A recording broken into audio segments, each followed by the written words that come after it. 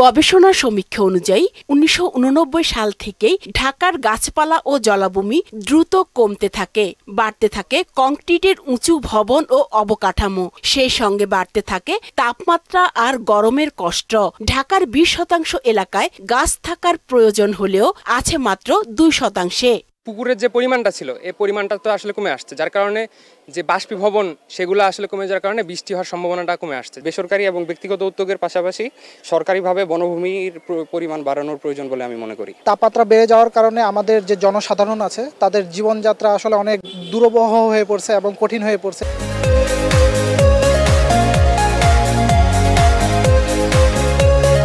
প্রায় একই চিত্র গোটা দেশেরই, নেই গাছ নেই জলাশয়, আর এতে করে প্রভাব পড়ছে ফসল উৎপাদনে।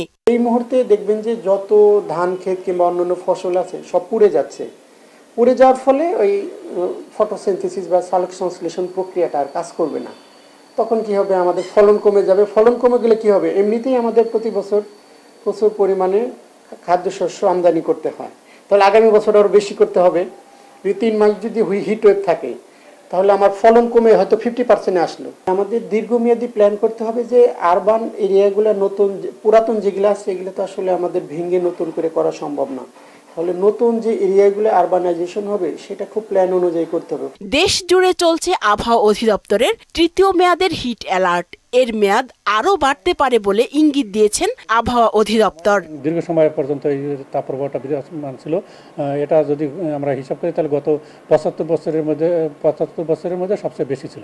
২ মে থেকে কালবৈশাখী ঝড় ও বৃষ্টির পূর্বাভাস দিয়ে এ সময় তাপমাত্রা ২-১ ডিগ্রি কমতে পারে বলেও জানায় দপ্তরটি। উষা ফেরদৌস, মোহনা সংবাদ, ঢাকা।